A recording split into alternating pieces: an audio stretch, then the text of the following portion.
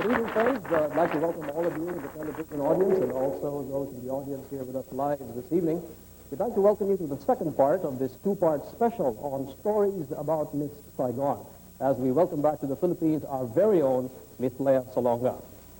The darling of a proud nation and the London theater scene arrived on board Cathay Pacific from the British capital via Hong Kong for a 3-day visit. She was met at the airport by her father, Feliciano, brother Gerard, close friends, and throngs of well-wishers at the Ninoy Aquino International Airport. Upon her arrival, she signed autographs and posed for photos. Lea then held a brief news conference and said that she was glad to be back home after being away from her friends and loved ones for about 8 months. It feels really, really good to be home, even if it is just for this short span of time. I'm sure I will enjoy myself for these next few days. I wanted to stay longer. Actually, I think I was supposed to be here even earlier than today, but I arrived in Hong Kong, I got sick. I caught a cold and a bad cough, so I had to stay for a few days to rest, to get rid of jet lag before coming here. I didn't want to face anybody here looking like a corpse, so, you know. During her 3-day whirlwind visit, Lea was billeted at the Mandarin Oriental Hotel. A series of engagements followed, and yesterday, June 12, she was received by President Aquino, and she was awarded the Presidential Merit Award in recognition of her outstanding achievement in the field of performing arts and her exemplary commitment to excellence. She sang the Philippine national anthem at the Independence Day celebration at the Carino Grandstand. She then proceeded to the gift gate auction to give away gifts and souvenirs for the mega musical Miss Saigon. With her success as Miss Saigon, Lea has brought new stature to Filipino artists in the international scene. The fame, glory, and international artistic recognition our country has longed for. Join me this next hour from the ballroom of the Mandarin Oriental Hotel as we feature an exclusive one-on-one interview, the only television appearance of the Philippines' most admired international star, Miss Lea Salonga.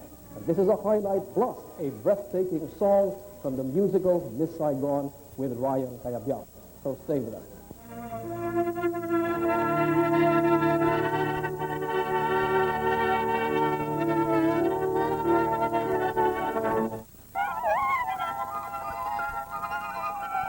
Welcome back. The musical Miss Saigon has many haunting and heart-wrenching songs. One of the more memorable of these songs will be rendered for us this evening by our special guest. Accompanied by renowned composer Mr. Ryan Cayabyab. Ladies and gentlemen, Miss Saigon herself, Miss Lea Salonga.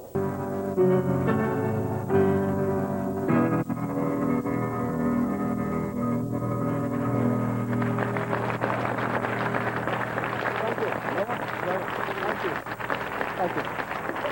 And thank you, of course, Ryan Cayabyab. Please. Lea, your microphone.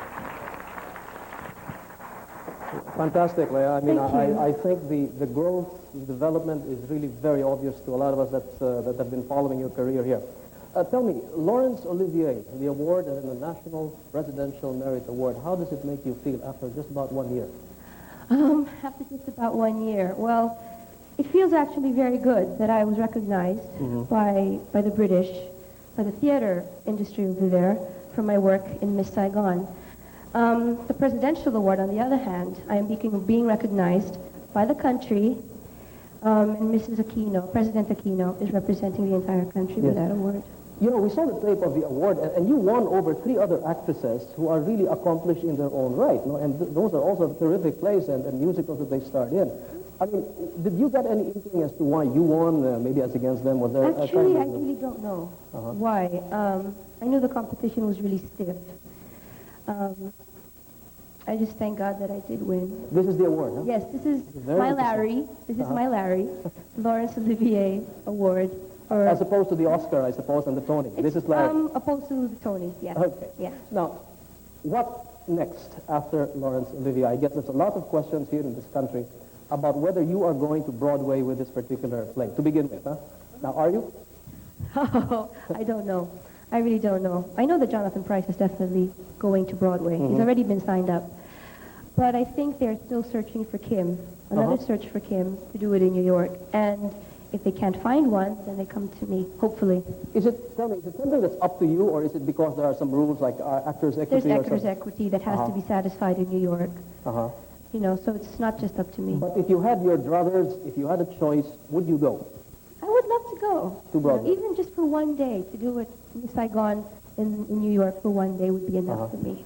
What happens to the London play if you happen to go to Broadway? Well, if Monique and Janine do stay on, then they take over from me.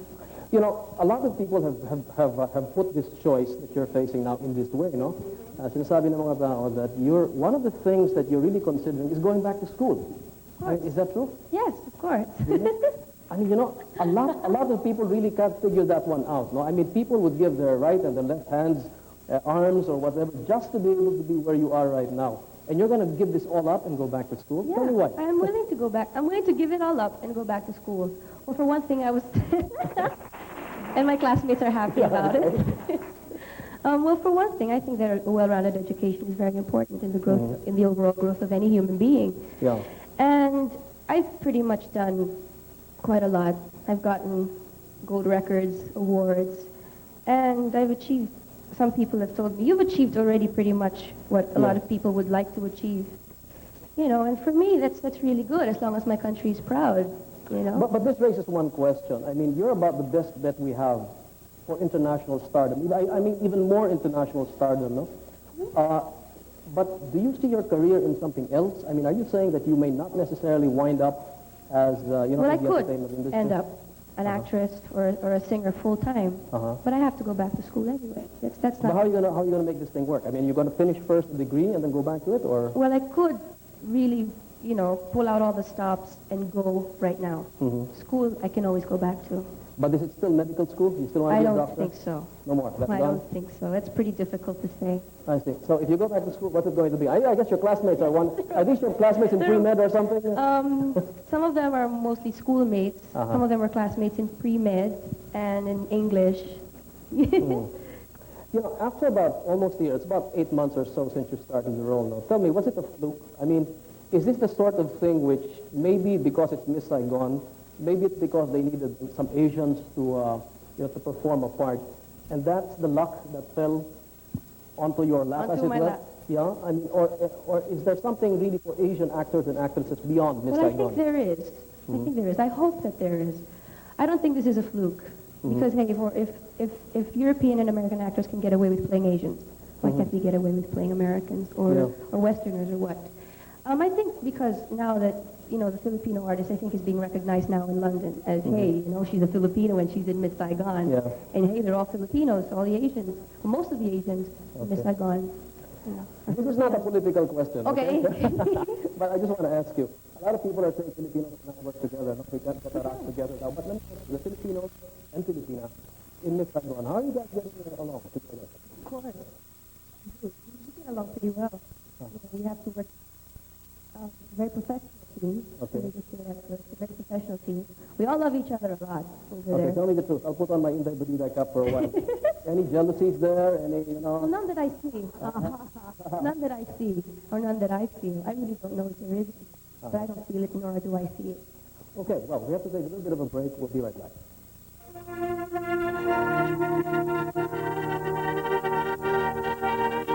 This special. Okay, we're back, and we're talking with Lawrence Olivier, or Larry Award winner and Presidential Merit Award winner Lea Salonga. Lea, when people see you now, they see success, they see accomplishments and all that, but from what we hear, it took a lot of hard work. In fact, this last year hasn't been easy for you, right? No, it hasn't. Okay, give me an idea of the kind of schedule you have, because this is something like an 8-show-a-week schedule, no more or less. I don't do 8 shows anymore. I just Anymore. do 5. You used to do 8 shows, I used right? to do 8 shows. All right, now tell me, what's the schedule like? I mean, for these Okay, things? when I was doing 8 shows, here goes. I would wake up at around noon, eat, maybe take a shower, then go at around 4:30 or 5:30 to the theater. Yeah. Start vocalizing, do the show, go home, try to get down from the adrenaline kick, and then it goes on the rest of the week. Yeah, this was 6 days a week at one time? Yeah. Okay, and you're already a very good singer. You've had a lot of experience, but I understand you were still doing some studying. You had a vocal coach. Yes, actually, vocal therapists and singing teachers. How does one of the things that, people, even those that have not seen the play or the musical itself, but have read have listened to the record, or to the tape, remarked that it certainly seems to take a lot out of you as a singer. It does. How do you sustain that level of energy for so many times over the week? Oh, well, because there's always something new that happens. There's always a little something. I just sometimes, one of the members of the cast, Peter Policarpo, Yeah. before we do our number, he says, do it for Harrison Ford, even if he's not there. Say, for example, do it for, Oh, you say imagine somebody that- is famous in the audience who you're trying to impress. Uh-huh. Just imagine that there's somebody out there and you feel good. Usually there really is somebody out there anyway. Yeah. Well, and then we heard that you, you felt sick, that you had nodules in your throat. Actually, no, because it started out this way. There were some times where I had to sing with a cold, as I have now, and that would get me down. And doing 8 shows a week with a cold is not good. You know, the doctor already told me that. Sore throats, fatigue, and doing it over and over again because it's not an easy role. So you can just tell us, you really didn't have nodules in your throat? I just was really, really tired. Super, super tired.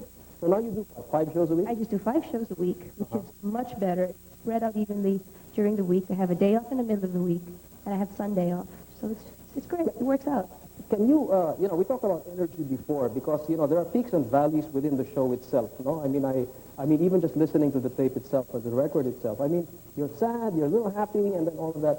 I mean, how does one sustain that kind of up and down in terms of the acting, in terms of the energy level? I mean, how does one do it? How do you psych yourself up? I'll psych myself up.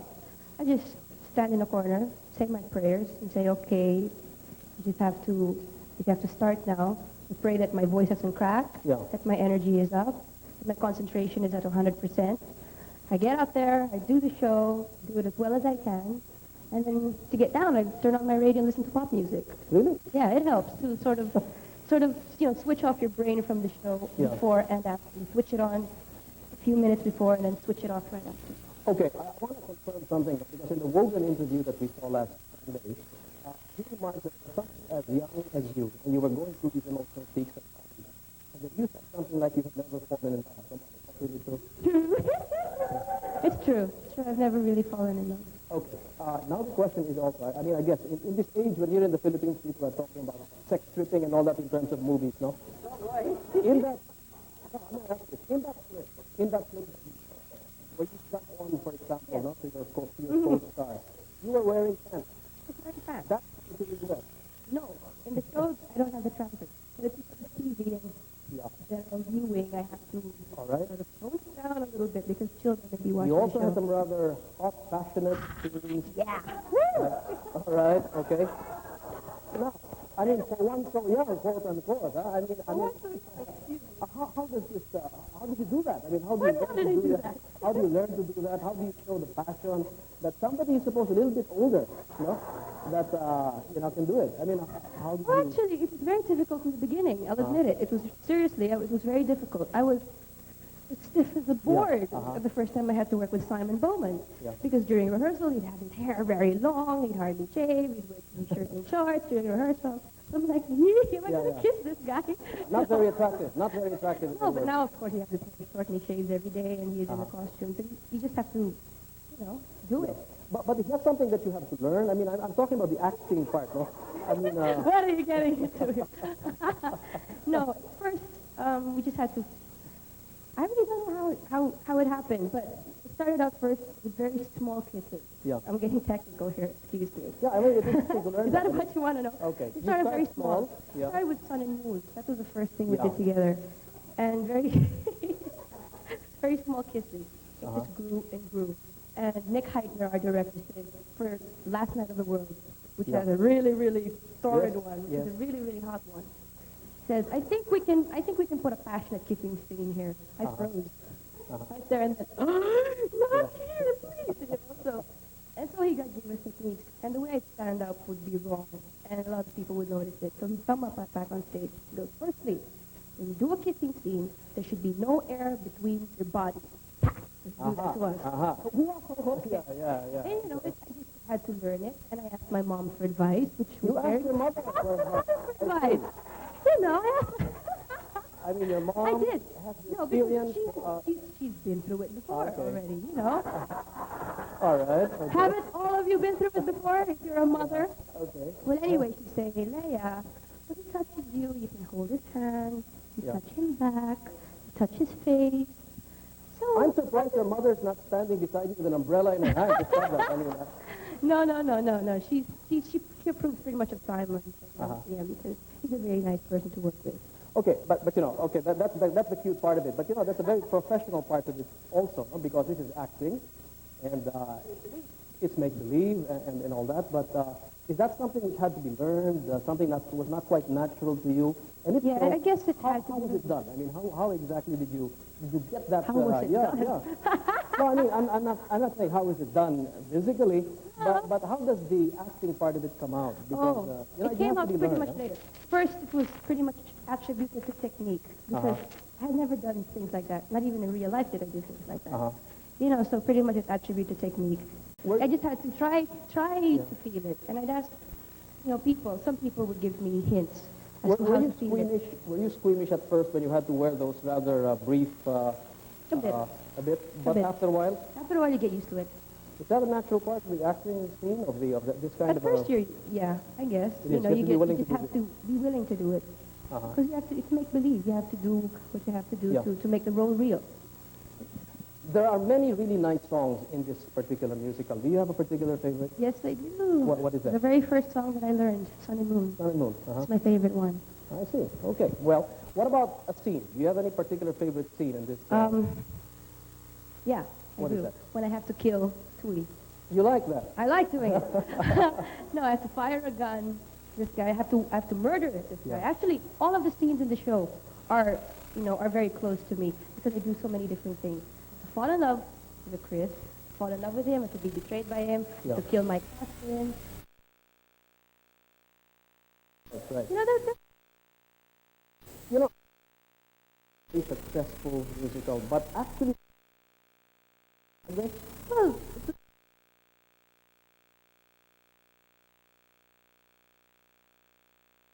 it was too platitudinous. Meaning, a lot of very, very, like godmotherhood and country scenes were there, no? Like, but looking for a little, how you feel, or is it just a nice, very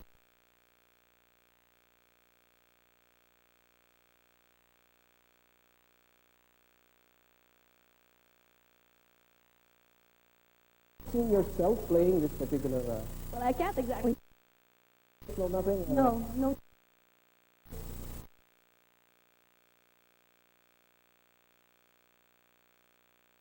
Yeah.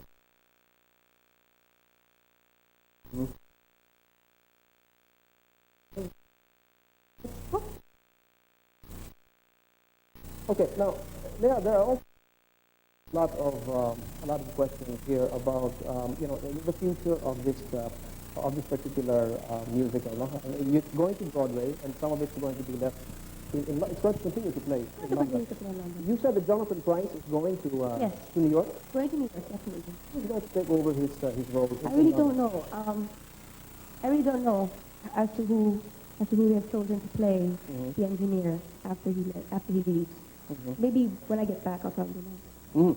Okay, now let's get back to some of these Filipinos that are with you there. I mean, give us some news about some of them. Who's the one that is there a particular favorite in the audience in London among the aside from yourself? Is there any particular favorite that the British audience there has there? Oh, as in, this Lea Salonga. And then the others. I really don't know. Anybody else has made his or her mark there? I think pretty much those who are understudying, other roles.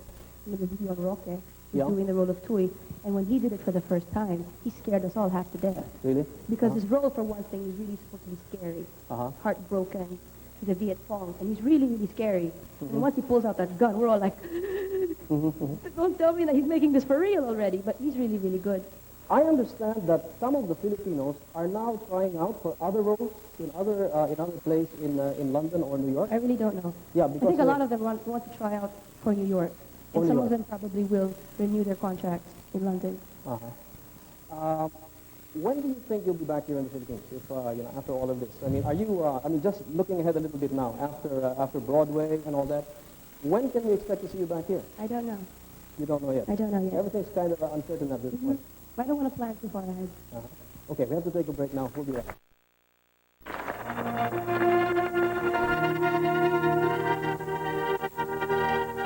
This special. Okay, welcome back, and we're still talking here to Miss Lea Salonga. Lea, I think I don't want to miss this opportunity to ask you about some of your views about working in the international scene, you know, in terms of entertainment. A lot of Filipinos are trying to do this, trying to get into the international scene. I mean, what's your advice to them? I mean, you made it, so I guess you have a certain amount of experience that you can pass on. Well, for one thing, you can either wait for another Miss Saigon audition to come along. You could do that. You could just have to work very hard. That's the bottom line. You have to really work hard at being the best you can be. You know, whether it's being dance, drama, music, whatever it is. You know, there is a great impetus right now here in the Philippines for, you know, local productions, local compositions, for example. Many of our stars are doing that and consciously shying away from a lot of foreign stuff, okay? Like, for example, I think even in our own radio setup here, they have, there are certain requirements about what to show or how much to play, no? Is this good in your view, or is this in your view restrictive of the kind of international involvement and exposure one must have? Well, I guess, for one thing, we have to have enough, but we shouldn't have too much Western, you know, input, because we have to try and see what we can do. We have to hear a lot of our own music. Yeah. It's our own music. We've got to be proud of it. Does one have to go through what you did? I mean, you started very young. I saw you in Annie. I saw you in all of those earlier productions of yours. You're still a lot chubbier then, of course. No? But does one have to do that, you think? I mean, or can one just... Yeah? No, not necessarily. I guess as long as you are hardworking, as long as you don't let anything get to your head, as long as you are patient before something like this comes along, then I guess you'll be fine. Now, you've worked here in the Philippines for a long, long time, on many, very long. And now you have the experience in international production. What's the difference? Is there any real difference? Actually, not really. Because, Not really. Because in terms of professionalism, Filipinos can be and have that potential of being very, very professional, and then being on time for rehearsals and, you know, for shoots or for actual shows. Professional aspect, you've got it. It definitely Can't be any Filipino time, huh? You cannot show up. You cannot be, you know, it's not 5 o'clock Filipino time. You've got to, if you're going to show up, say, at around 10 o'clock, it's got to be at 9:30. That's how we do it there. And that's how I was trained from when I was little. So it really wasn't any different from early training. But is this atmosphere or you know, the kind of environment that we have, because we kind of permit this, we kind of tolerate it, and in places like London and Broadway, I suppose is it because they don't tolerate it, and if you don't go there, you get penalized or something like that? Yes, you do. You do get penalized. We've already been warned. If you're going to be late, we're going to take out 1/8 of your pay. And you don't want 1/8. So you don't want that to happen. So you have to be there early before a certain time. You know, there is a time when, say, the half, which is 35 minutes before the actual curtain goes up. You can do whatever you want until then, but you have to be in the theater at I think around 7:10. They do this to you even if you're the star? They do this to everybody.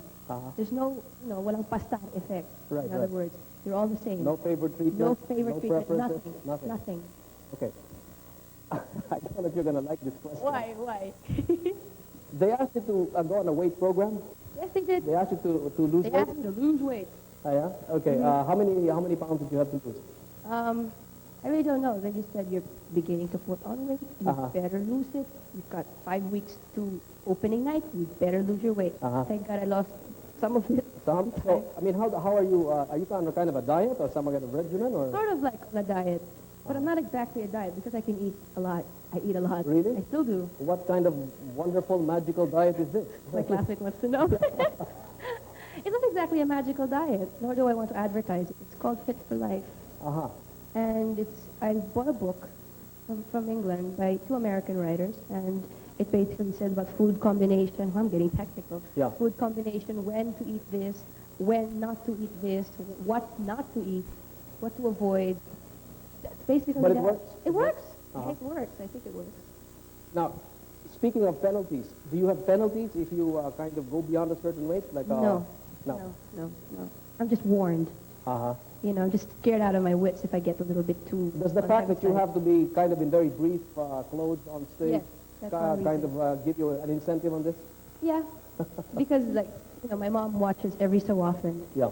And she says, gaining weight here. You better start go on a diet again. I said, okay, Mom, okay. Okay. And she watches again afterwards. Speaking about your mom and your family and the sacrifices you have to make, I mean, how do you feel living away from your family? Away from home. I don't. I met your little sister. I mean, don't you miss them? I miss her so much. I miss my brother, my entire family, all my friends, my school friends and all that.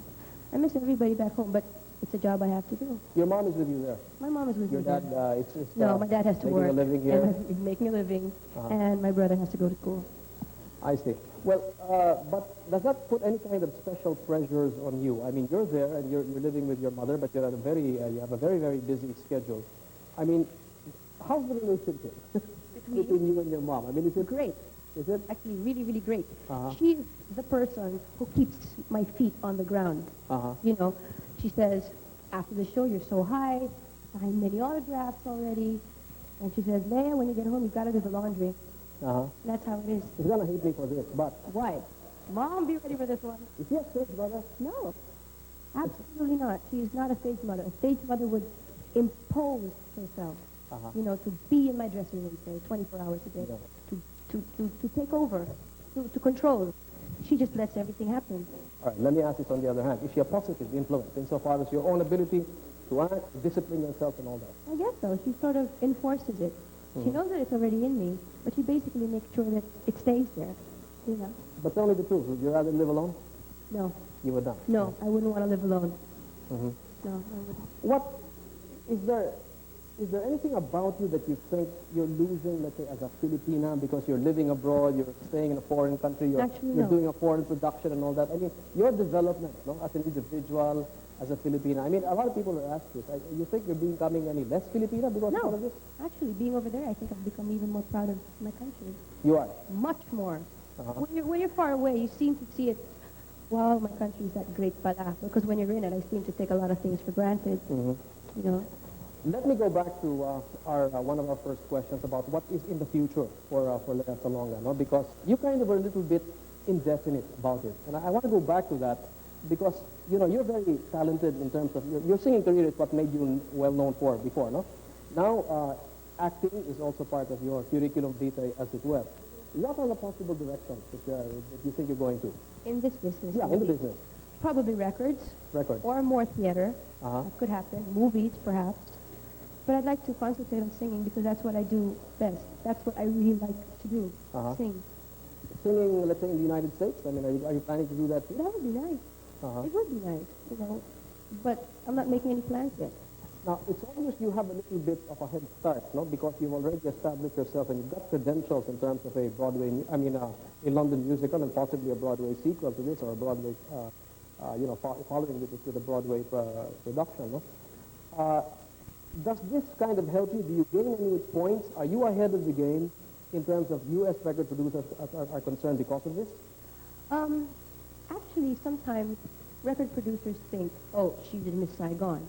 She probably can't sing pop. You know, that sort of thing. They probably have, some of them have that mentality.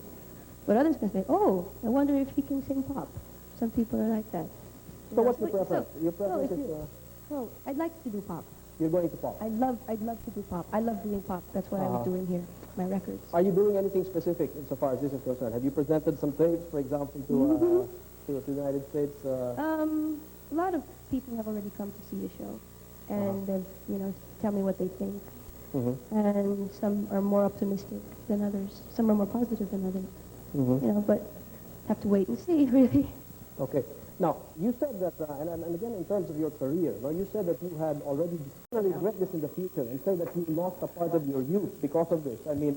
No, because there's so much time for that sort of thing. I believe it.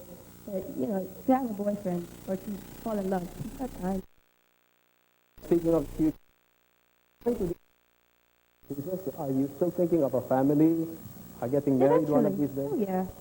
You're not going to be so career-oriented that all of that's going to be completely secondary. No, definitely not, no. So, tell me, about what age do you plan to get married? 26, 27. 26, 28 tops? I don't know. So that's still part of the planning, in other words? Still part of it. Okay. Maybe I can end on this particular note because, at a very young age, you faced all of this. I mean, do you face life now with a lot more optimism? Do you face it? Are you the kind of person that looks at the bad side because things are happening so nicely to you? Are you waiting for the next big tragedy or something? No. I always try to remain hopeful. I try to look at things, they say behind every cloud there's a silver lining. I try to keep that philosophy. Uh-huh. Well, okay, Lea. Well, thank you very much. That's really been a very, very interesting exchange here. And, I know that you've been a very, very busy schedule. By the way, you had a very interesting welcome when you came back here, no? Did that scare you, or? The flight that I was taking, because the weather was so bad when we were arriving, I was like, oh God, how are we going to do this? How are we going to touch down because the rain is so hard, the lightning left and right.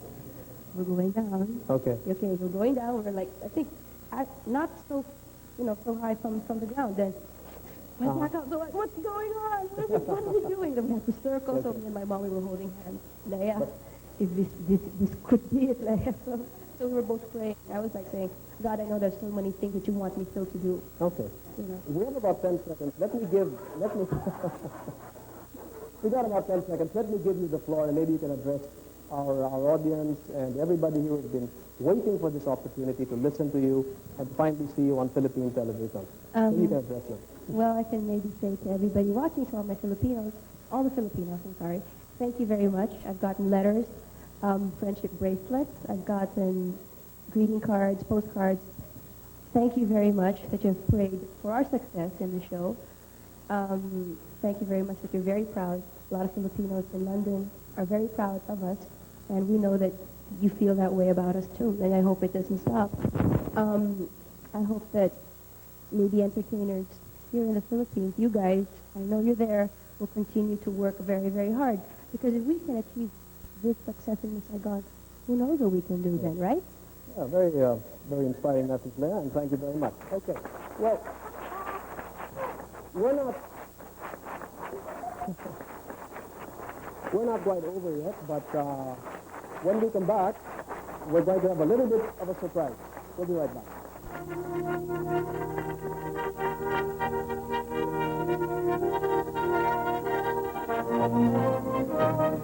This special. Okay, welcome back. Now, I don't know if what we're going to do is the moral equivalent of feeding the Christians to the lions, but what we're going to do here is attempt something, and I'd like to introduce some of my colleagues here. We're members of a team called the Swatch team, and it's very rare for us to be all together, so we're going to try to do something here for Lea also, no? First of all, I'd like to introduce another member who's going to tower over all of us, literally. I'd like to call on Alvin Patrimonio. Okay, I don't know how Alvin feels about this, but we thought we'd sing a song which probably is a little bit of a message to Lea. Because Lea is so far away, and I thought we just wanted her to remember that here in the Philippines, she's got a lot of friends. Thank you.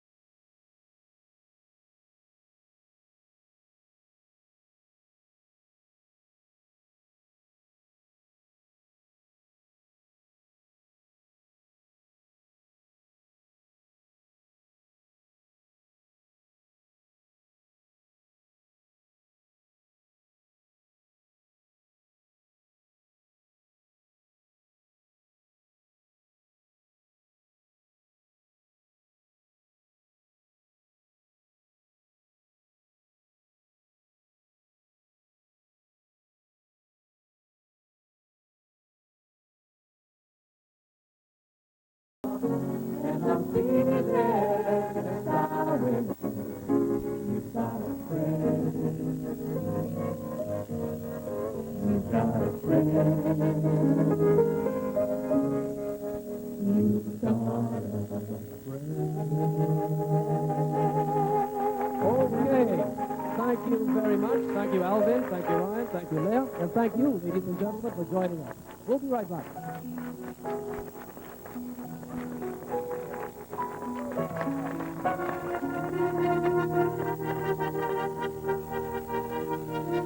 This special is being brought to you by Giftgate, Night Tea. Viewed that rather tragic character with a spirit which affirms our faith in man's capacity to love and sacrifice for the good of others.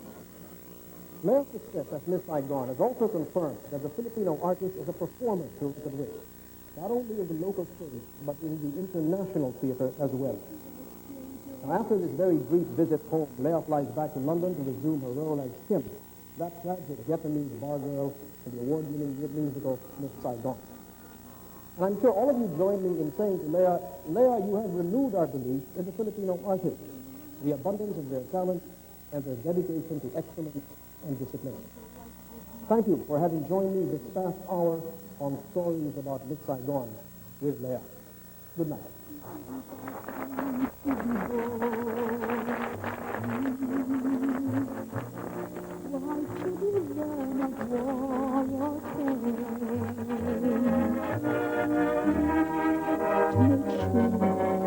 You're not hurt again. I swear I'll give my life for you. Stories About Miss Saigon by Lea Part 2 was brought to you by Giftgate, Night Tea, Milkland, all